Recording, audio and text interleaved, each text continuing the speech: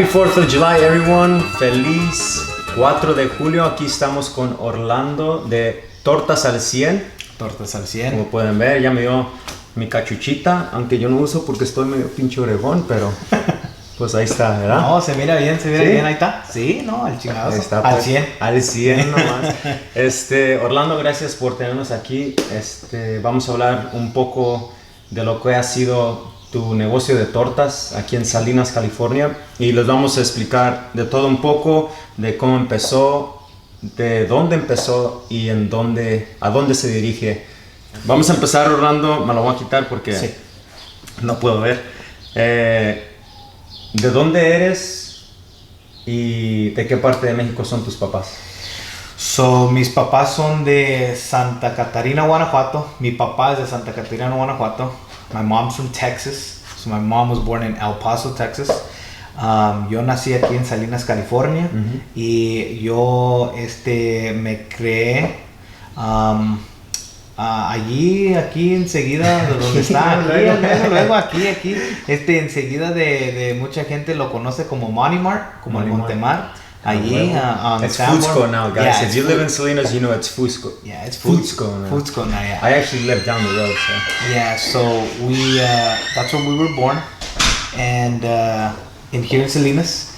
Y that's where my parents live now. You're getting nervous because we have a guest.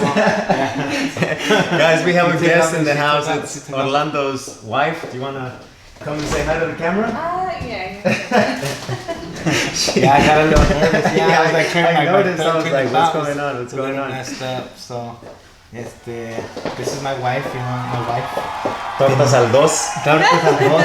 This is Denise Osornio. So, this is the slash partner, my owner, wife, CFO, everything, CEO, everything, and she's the one that makes it happen behind the scenes. Would you like to say some words to the people who are going to watch this? Specifically for the Salinas people. Oh, la raza, right? La raza. Para las tortas. Las tortas. I put her on the spot, so this is a tough one. Just that we love what we're doing and we try to help out the community as much as we can and as often as we can. So, absolutely. Hope everyone likes what we're doing, and we hope to be out in the community a little bit more in the future. Yeah, guys, they are big on community work. We did a race, right? When was this? A while back in Monterey? Yeah. And it was for what exactly? For the Monterey County Rape Crisis Center. Rape Crisis Center. So that was that's one of the things that is great about people like Orlando and his wife, that it's not only about business, but about the community and giving back. So that's big time. So that's huge. Do you want to touch a little bit about how this business comes about and what your objective, your mission, I guess you can say, is with the business itself? So the business came about because we were at a city council meeting. We were here in Salinas at the city council, and we were hearing a lot of the new things that they were doing in the community. And they were going to be starting a flea market on Sundays. Got it. And so I was sitting there and I thought, wow, flea market, it's a great opportunity. Maybe I should go in there and see how we can be a part of it. I've always been fascinated with business. Because you grew up going to the pulgas, I bet. Yeah. On Sundays, right there on Sanborn, man. That I remember that, and so. And also I wanted to have a business. We wanted to start a business, food business and things like that. And when I saw that we can probably start one at a smaller scale, kind of starting at the flea markets, farmers markets and things like that, I called the coordinator there, and at first we were going to be a taco vendor. Yeah. But as you know, there's tacos. Everyone does tacos. Everybody does tacos. No one does them better than my mom, though. Oh yeah, she does pretty good tacos. Yeah, amazing tacos. I'm kind of like pushing that right now. But anyways, and so we wanted to be in the market. We had to find something that was different than what they were already doing. So I had gone down in LA, a while back, and I had found some really good tortas. And I was like, you know what, man, we don't have anything like that out here. I go, maybe let's see what if we could do something out here similar. So I called her back and I said, hey, you know what? We got this thing that we want to maybe do some tortas. And she goes, yeah, that'll work. Go out there, get your health permit, get your vendor's license, get your business license. And man, I swear I had like a laundry list of things that we had to do. But since we were determined, we knocked it out pretty quick. I want to say that we were able to do everything in about 2 days. For the people who are thinking about building a business like this, especially in the food industry, talk to me a little bit more about that laundry list, because that's kind of like the scariest thing for someone starting a business, right? Porque muchas las veces piensas, I have to do all these things. Where do I even start? So where did you start? You know what, man? It was probably the most intimidating thing. That it was either I was going to get this stuff done or there was going to be no business. So I think that a little bit of that kind of told me, hey, you know what? Whatever it is, vámonos. Sea lo que sea, let's get it done. So one of the first things that we had to do is we had to get a seller's permit, which is basically you're registering with the state of California to let them know that you're going to be selling things. Got it. It's like a vendor's permit. And how much does that cost? That's free. Free. It's free. Okay. Because the state of California wants their sales tax. Yep.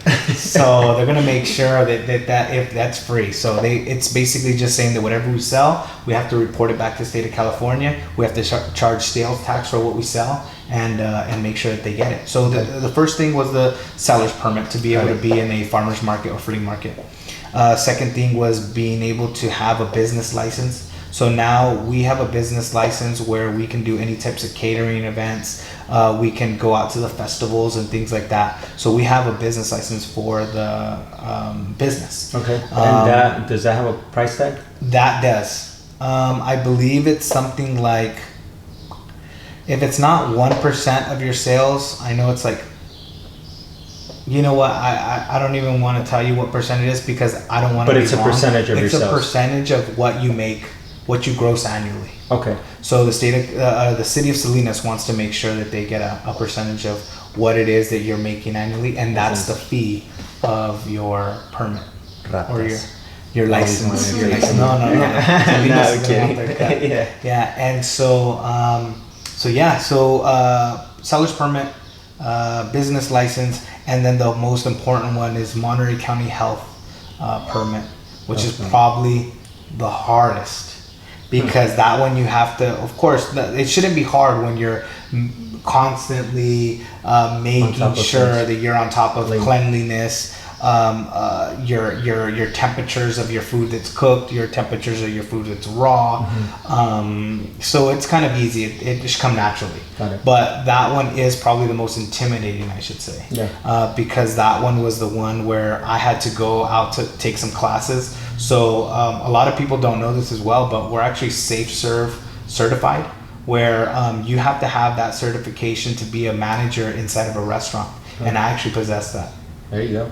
So you can just go and take over BJ's now. Yeah, let's go. You know what? BJ's, what's up? Throw on some tortas. Sure. Yeah, throw some tortas. Yeah. So we have the Safe certification. Okay. So that's why it was so easy for me to be able to get the Monterey County Health permit, because these are things we already knew. So those are just the 3 things. You know what? Right now.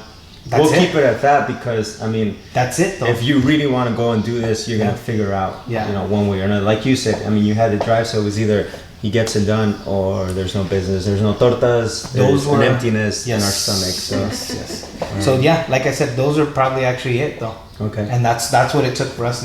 Now we have other things like we have insurance policies and things like that. Pero eso ya es extra. That's another story. That's for the second interview. For those entrepreneurs out there and stuff. But how do you come up with the menu for the tortas?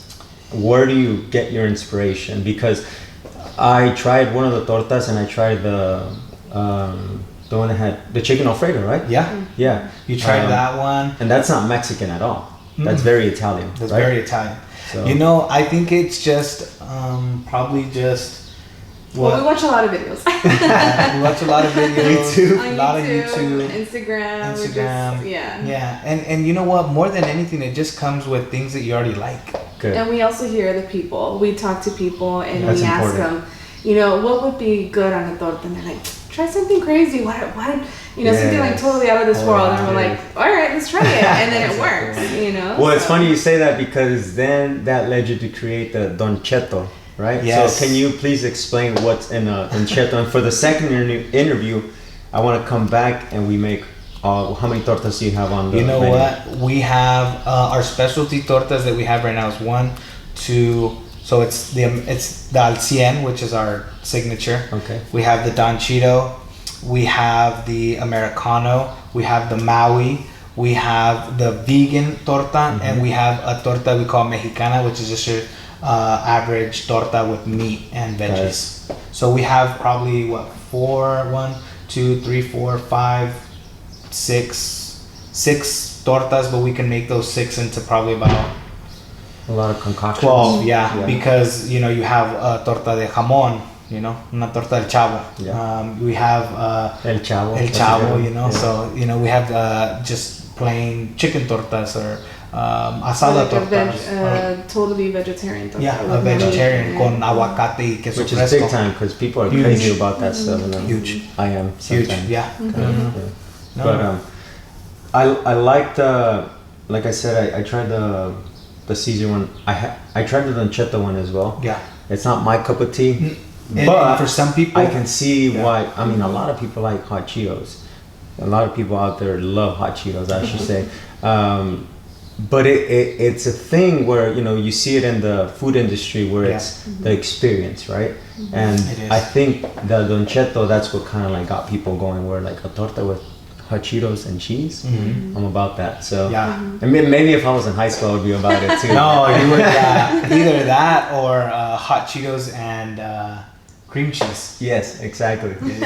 I have to ask because you said your dad. My dad is from Santa Catarina, Guanajuato. Yes. Have you guys had the guacamayas? Guacamayas, no. I have not had I've never even heard the of that. guacamayas. So maybe that's the one that you should bring into your menu. The guacamaya, guys, little culture lesson. Yes, a guacamaya is a torta. So they have a bolillo and they put pork skins. So chicharrón. Oh, okay. So it's a big pedazo de chicharrón and they break off the pieces and then they stick them in there. And then they have this chili sauce. I think it's kind of like, I guess you can say like a pico de gallo, but super spicy. Okay. And they just throw it on there and then they put aguacate. That's it. Wow. It's delicious. Yeah. When I was just in Guanajuato 2 years ago and I had 2 of them on the spot. Because they're little ones, they're like this. Yeah. And they're amazing. Oh, so hey, food for thought. Yeah. You gotta watch a video on it though. Yeah. Yeah, easy. And you might want to name it after me because I give you that idea. Yeah. Royalties, huh? Royalties. So I want to talk a little bit more about, community, right? We're in Salinas, where I think it's 85% predominantly Hispanic, Mexican, which is... It's up there. It's crazy. Huge. It's amazing. Go ahead. So I want to talk to the people a little bit about what Salinas is all about, how you incorporate the culture into your business. So for me, I have to say that the way that we're able to put our culture inside of the business is just reminding ourselves of the way we were kind of brought up. I feel like, when you say culture, I guess I just think of all the things that I was taught kind of growing up. Which would be? Like respect, Okay. Integrity, hard work. That I think that I get those things and I just drill them into the business because from my standpoint, we all go and we work for every dollar that we have. And when you go and make a purchase, you want something that is going to be worth that. Yeah. You want your money. You want your money. Yeah. You want your so I feel like every single time that we have ever had a customer, and you've probably seen our customer interactions because you've been there. But it's imperative that we make every single person aware that without them, there is no business. Yeah. Without them coming and visiting us, getting that torta, there is no Tortas al Cien. Because we came from the community, we come from the community, and we know that when we go somewhere, we want to be greeted with respect.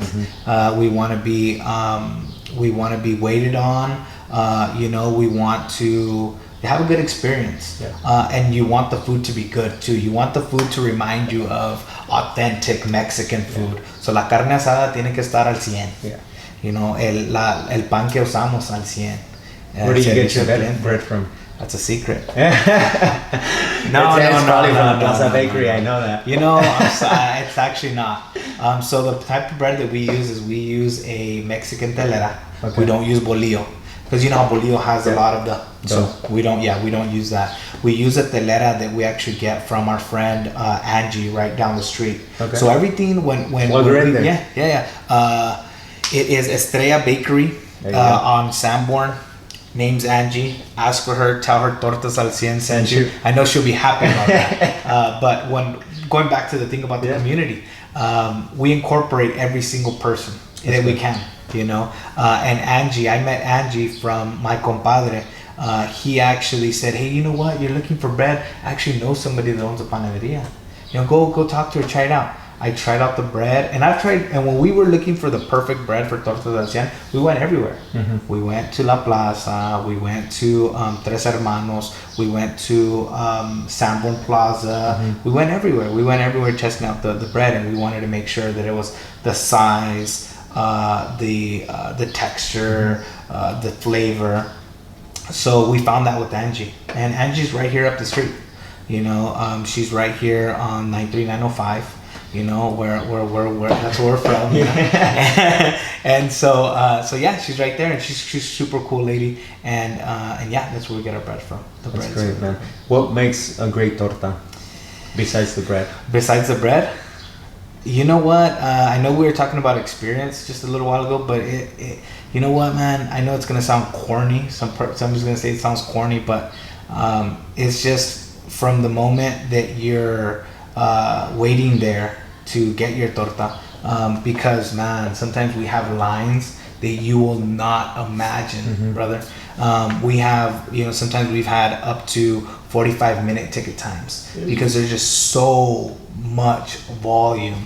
We go places, we'll make 220, 240, 300 tortas. Some hungry people. Definitely. And sometimes the spans of time that we actually have, because if you think about a farmer's market, our farmer's market that we have here locally starts sometimes about 10 a.m. and it only runs till 2.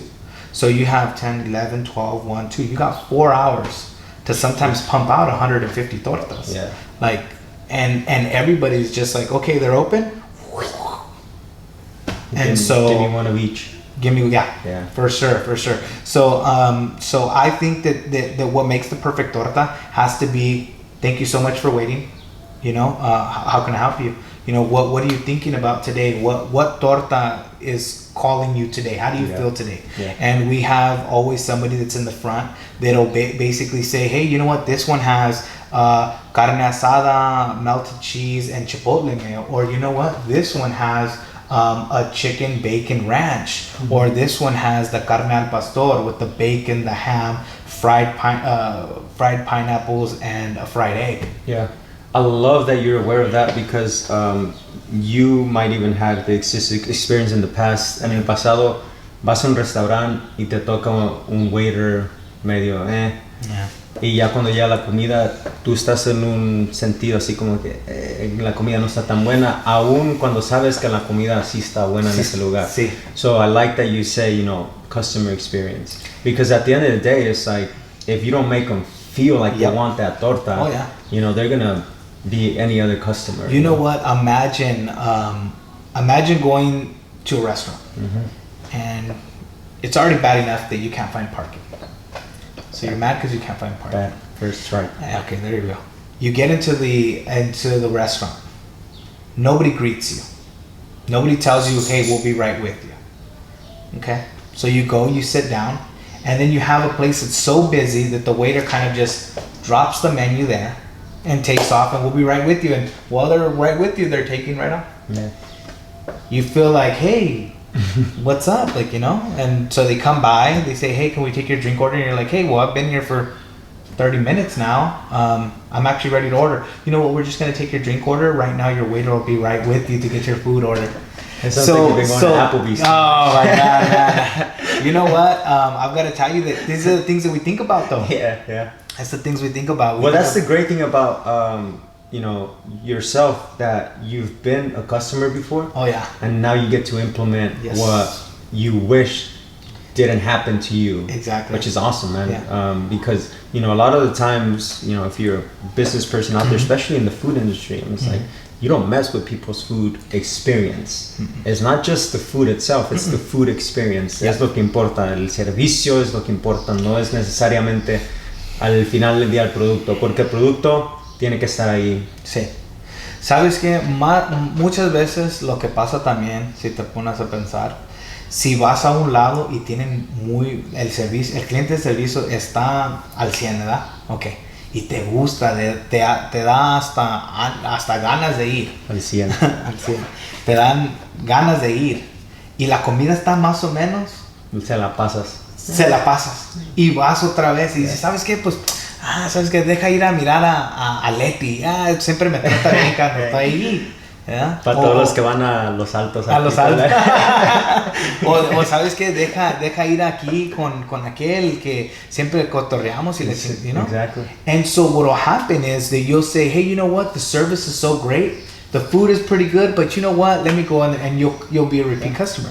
Now the thing sometimes happens the opposite, where sometimes people feel like they have to put up with bad service because the food is so good. Yeah. And I think that's sometimes bad mistake. That's bad. Yeah. Customers always right. You know, I won't say what restaurant, but I used to go to a restaurant here in town. Say it.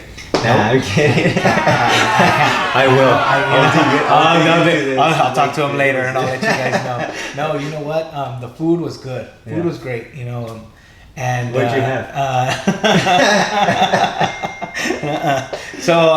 And the food was great. The only thing was that they had a cook that felt like they knew that how good the food was. So what happened was, when there was something happened with some of the food that we ordered, so we said, hey, you know what, can you guys go to cook it a little bit more or toast it a little bit more, whatever it was, right?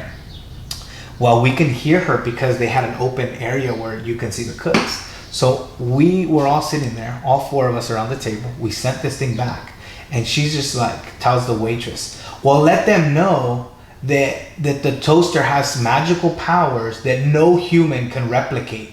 So that's the reason why we are unable to make this toast exactly how they want it, because the toaster, it does something that man can't do. I know where it's at. No, you probably don't. Because you said open kitchen, so I know where it's at. A lo mejor sí. Pero a lo mejor you do. You probably do. We'll talk afterwards. Pero the thing was that me dio tanto coraje because I was like. You came to pay for this. I come, and you know what's the messed up part about it? That we would go there every single Sunday. Ooh.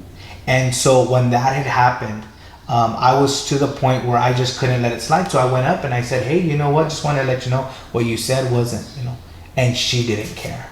She goes, well, there's nothing I can tell you. If you have an issue, I don't know what to tell you. And I'm just like, what?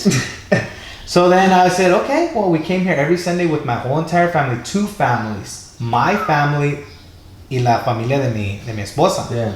We would get there every single Sunday. Y ya no. And we have yet to step foot inside that restaurant.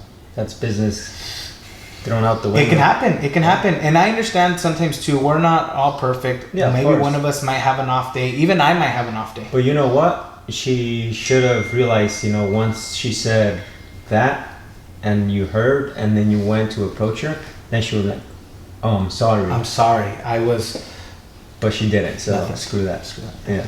Exactly. So basically, I'm sorry that was such a long answer. Going back to what makes a great torta, it has to start with the customer service and then using fresh quality ingredients. We use the same meat. We get it from the same place. We get it from Salinas Meat Market. Okay. That's where we get all our meat from. We get all our vegetables fresh.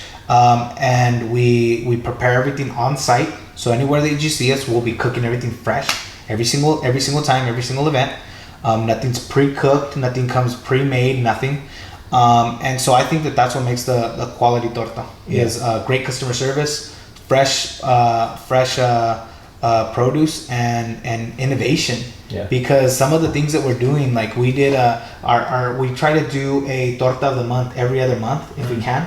And so that's where we came up with the chicken bacon Alfredo torta that came with Alfredo sauce, crushed red peppers, Parmesan cheese, melted mozzarella cheese. That's where that came from. But right now what we're doing is we're doing a birria torta where we dip the telera inside of the consommé y lo ponemos pa que te tueste. We do melted Monterey Jack cheese. Then we do the birria on top of that. We do cebolla, cilantro y un picante. Y está al 100. Al 100. Yeah. Damn, so we just try to stay innovative. We try to stay something relevant. Yeah. We want something that you want to come in and be like, hey, I wonder what these guys are cooking this week. Yeah. I wonder what these guys are cooking this month. And so that's what makes the perfect torta. What about Southern chicken and waffle style torta?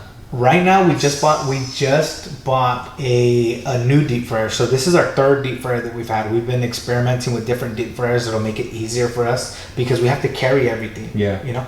So we want to make it a deep fryer that's easy to carry, that's lightweight, that cooks at the temperatures and stuff like that. So we just got this third deep fryer. We're gonna start playing around with it. But what we want to do is we kind of want to do like a fried chicken with like a honey chipotle sauce, kind of. So we'll get like the honey chipotle. Oh man, you guys heard it here first. Damn. Well, you guys will see it pretty soon. But we want to go taste it. Yeah, you gotta go not taste enough it. just So listening. yeah, so it's kind of like a little chicken tender, kind of like a boneless chicken wing. Okay. We're gonna do it with the honey chipotle sauce, and then we're gonna stick it in there, and we're probably gonna do like maybe like a cold slaw or something like that. Okay. Maybe kind of like a cabbage slaw or something. So yeah, That sounds bomb. yeah, it sounds pretty good. So yeah, we're gonna experiment with like different like you said, type of different things like that. Sounds So, great, yeah. man. Let me do a little intermission and check if this thing is Yeah. got it on tape. Yeah. Otherwise, Hey, imagínate, bro, que no está tomando nada. we're still going. Yeah. Once again, we're here with Orlando with Tortas al 100, over the counter, by the kitchen. I put this on at the beginning, pero me la quité porque luego no puedo ver muy bien, no estoy en puesto de hacer. No, se mira al 100. Y luego se me cae el pelo ya después, como mi papá. So, anyhow, we were just talking about how it's important for him to be innovative with this product. Es muy importante que sea innovador su producto de tortas. Como mexicano, latinoamericano, conocemos las tortas. Las tortas es una gran tradición para uno como mexicano. ¿Cómo mixteas tradición con torta? Cuando yo pienso tradición y pienso torta, pienso en el sazón, en los sabores que le da la comida, ¿verdad? Muchas veces ya hoy en día estamos impuestos a comernos algo que a lo mejor tiene como muchos preservativos. Preservativos. Estamos impuestos a comer cosas que tienen mucha azúcar. Y muchas veces si uno se saborea la comida, muchas veces no tiene el sazón, no tiene mucho sabor. Lo que nosotros hacemos es pensamos en las cosas que nos gustan a nosotros. Okay. Nosotros hacemos chiles que tenemos, o salsas diré, que tenemos recetas que vienen desde generaciones. Yeah. Y eso es donde nosotros podemos poner poquita de ese sazón o la cultura adentro de las tortas, porque viene de eso, viene de que las salsas que usamos, tenemos una salsa que usamos que es una mango, habanero y piña salsa. Es una salsa que inventamos porque dijimos, ¿sabes qué? El habanero, como que muchas veces la gente piensa que el habanero es muy enchiloso. Pero lo que nosotros hicimos es agarramos el habanero y lo pusimos el spicy con algo sweet, so sweet and spicy. Y fue una combinación que la ponemos en una torta que tenemos que la llamamos la torta del Maui. So está delicioso, y eso yo pienso es una manera de poner poquito de la cultura adentro de la comida, y darle un sabor que nos hace recordar de la comida que estaba haciendo mamá. O la mamá. Yeah. No, es muy cierto. We're going to jump quickly here into a little bit more about, just building this, because a lot of the times, coming from, like I said, once again, this is very Latino culture. Talk here, focus. How do you even have, I guess you can say, the guts or the stomach for this instance to be like, you know what, we have this idea, let's make it happen? Because growing up in this environment, especially in Salinas, it's kind of like, you grow up, you work hard, you do kind of certain things by the line, you don't really step out of the line, because the one thing that we were just talking about is like, people are always going to say and voice their opinion. So how do you say, I have this idea, tortas, I'm going to make it happen? What goes through your mind, the good and bad? So I think what made it a little bit easier, and I don't know if it was something where I thought that it was kind of like a no-brainer, but for me, it would have been very easy for me to pull out like my 401k, took a loan out on my house, borrowed tons of money to open a restaurant, or to go gun-ho and buy my first food truck. Believe it or not, I feel like it didn't take as much, como dices, like guts, but it took a little bit more smart, because planning. A little bit more planning, because I still have my 9-to-5 job. So really the risk is very minimal if you think about it. What we do is Tortas al 100 is normally Saturdays and Sundays, because a lot of people have Saturdays and Sundays off. So there was the Saturday farmers market that we were in here downtown, and we were actually regularly there, but we just had so much catering, like private catering events, that we couldn't afford to stay there anymore, because we had 2 and sometimes 3 different catering events on a Saturday. Wow. So what would happen is I would have the whole team kind of tied up here in town, where I can get a team of 2, send them here, a team of 2, send them there, and a team of 4 and send them there. So that's why we had to come out of the Saturday farmers market. But going back to talking about how we got into those 2 days, is because the Sunday's flea market here in Salinas that opened up, that was where we had got it all started. That was how we were gonna sell tortas. That's how we got it foot. So it was Saturday, and then we incorporated Sunday. Well, now we're to the point where Saturdays and Sundays isn't even enough. So for me, I think that it wasn't so much of I needed to be really brave to do this, because I just thought a little bit smarter, and I said, you know what? Bless you. Thank you. Bless you. See you there. No, this is good. I love it. And so one of the things was that I just thought a little bit more, and I said, you know what? I'll hold on to my 9-to-5 job. Once we see that this is going somewhere, then we're going to start making those next plans to see, okay, do we go brick and mortar, which is the building, or do we go food truck? And that's what I think. But it still does take a little bit of guts, because I've got to tell you, there's nothing like preparing for a festival, knowing that there's going to be thousands of people that are going to be coming by, and you want your canopy, because that's what we use. We use a 10 by 20 canopy that has our logos blasted on all 4 sides. Who did that job for you? We did it. So this was when we were first getting things started. So we had to outsource it, but we did go with Easy Up. So they're basically known for like canopies. And your trailer? And our trailer, we did that local. So that we did locally. We did it through Signa Sign and Design with Daniel. So plug Daniel too. Plug him. Man, this is what's great about this. It's all an effort to make all these connections. Yeah. It's like this guy needs that, this, so on and so forth. So I love it.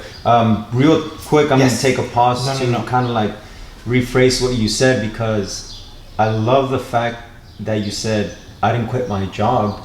I just made it, you know, a Saturday, Sunday thing. And lo que se me hace muy curioso es que muchas de las veces pensamos que si queremos perseguir ciertas cosas, tenemos que dejar todo y aventarnos a esa cosa. Aventarnos. Y por mi experiencia y tu experiencia, a veces eso no debe ser así. Por ejemplo, tú decidiste, ¿sabes qué? Voy a sacrificar mis sábados y domingos para empezar esto. Sí. Y mucha de la gente no quiere hacer eso. No. Dicen sábado y domingo ni más. Nada. Voy a descansar porque trabajo de lunes a viernes. Y así no se puede. Por eso quiero tomar una pausa y decir, eso es increíble. Sí. Porque tú, como dijiste, tomaste una pausa y dijiste, ok, voy a pensar en esto, en cómo hacerlo trabajar. Sí, porque la verdad que yo tengo, apenas completamos un año en mayo. So, yo tengo un año trabajando casi 95% de los sábados y domingos. Yeah. So, tengo todo ese tiempo, pero yo pienso que todo el trabajo y todas las horas y todos los sacrificios que voy a hacer para este negocio, eso es lo que se ocupa para poder progresar, para poder salir adelante el negocio. Yeah. Sí, ya cuando, a lo mejor ya cuando tenemos loncheras o tenemos unos locales o franquicia o lo que sea, pues ya uno ya puede disfrutar de su fruta, ¿no? de todo lo que ha hecho. So sí, eso es lo que yo hice. Yo trabajo lunes a sábado. So hasta los sábados a veces los tenía que pedir, o tenía que tener otro equipo, más gente venir y estar allí para mí, o tenía que salir del trabajo y irme a trabajar. So es algo que, for me, I've got to say that it's probably been the biggest eye-opener, because it's showing me what I'm willing to do to get where I want to go. Yeah. So I know a lot of times people don't want to put in the hard work, you know, and that's fine, because every single person has a threshold. I think everybody has a threshold. So some people, they love working, you know, 20 hours a week, 30 hours a week, and there's nothing wrong with that. There's nothing wrong with that, I believe. Some people work 60 hours a week, 70 hours a week, you know. I personally work about 50 to 60 hours a week, and then I do the tortas on Saturdays and Sundays. So we're going the extra mile, because we really think that there's something could come out of this. Yeah. We've been seeing the little bit of progress we've been making. Like you said, the trailer. You know, we got the trailer wrapped. It's something that we used to throw everything on the back of my dad's pickup truck, you know, and we used to jam, and we used to set up like that. So you have the plancha all like swerving from side to side when we're driving by and stuff, and so we'd have to load everything off, load everything back up, and it was a hassle, you know, and things could fly out and stuff like that. So then we said, you know what, it looks a lot better if we'd have a trailer. So when we roll up to like these quinceañeras, the bodas, baptisms, birthday parties, you know, they see us unload out of our nice trailer and stuff like that. And so and so real nice, you know, and it's nice. It's nice. We go everywhere, and people are always like, hey, that's a really nice trailer, man, it's badass. But that, we're talking about a year later of Monday to Sunday, right? Yeah. I mean, it's not something that was you know, obviously not overnight. The thing that we didn't want to do is we wanted to be able so that the business can be able to be self-sufficient. So we're not taking money me and my wife are not taking money out of our pockets to feed the business. So little by little, you know, I know people think, oh, well, you guys went out there, you guys killed it, you guys are busy, you guys are everywhere. Yeah, but it takes a lot of money to run a business at any scale. It could be a corporation, or it can be us at the farmers markets. You have to have employees, you have to pay them. You know, you have to pay your products, your permits and all your stuff and stuff like that. So, but yes, you're right. It was almost after a year later is when we got it. We bought the trailer cash and we wrapped it in cash. Yeah. Like I said, we didn't really want to put any debt on the business.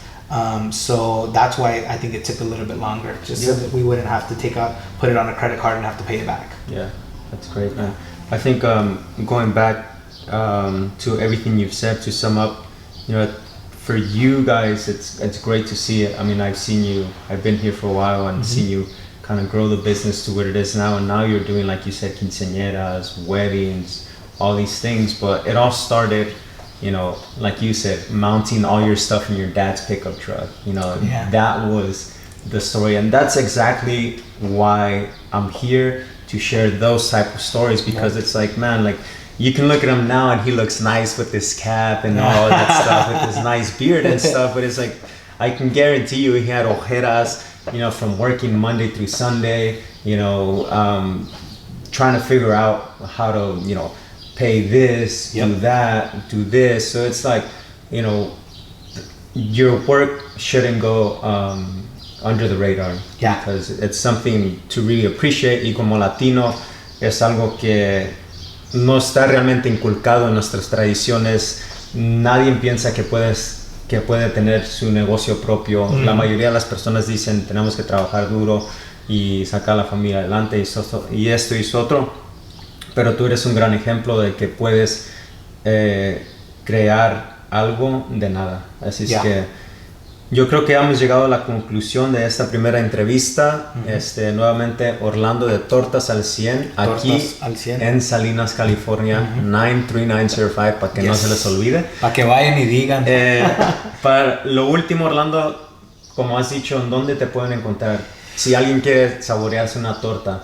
Nosotros ahorita estamos en todas las redes sociales. Si nos siguen en Instagram, Tortas al 100, si nos siguen en el Facebook, Tortas al 100, y si nos siguen en el Twitter, Tortas al 100. ¿Número de teléfono? Número de teléfono es 831-800-6467. Ese es el número de teléfono. ¿Y haces eventos privados? ¿Se tienen que llamar? De todo un poquito. Nosotros hemos hecho de 30 personas y hicimos un evento este mayo y lo hicimos de 600 personas. Hicimos un top 100. ¿Cuántas? No, ¿sabes qué? Hicimos platillos. Hicimos birria. Hicimos chile verde. Entonces no nomás hacen tortas. No. Hacemos de todo. Pero sí, nos pueden seguir en las redes sociales. Como le dije, Instagram, Facebook, Twitter. Y tenemos un website también. www.tortasalcien.com. Tortas AL100 al 100, así como dice. Así nomás, como dicen por allá de Sonora. Everywhere you can find us on all social media platforms. Muy bien. Thank you very much, sir. Gracias a ustedes. Este es otro video de Auténtico Films, una entrevista con Orlando de Tortas al 100. Gracias, yo soy Enrique Montaño. Chao, hasta la próxima.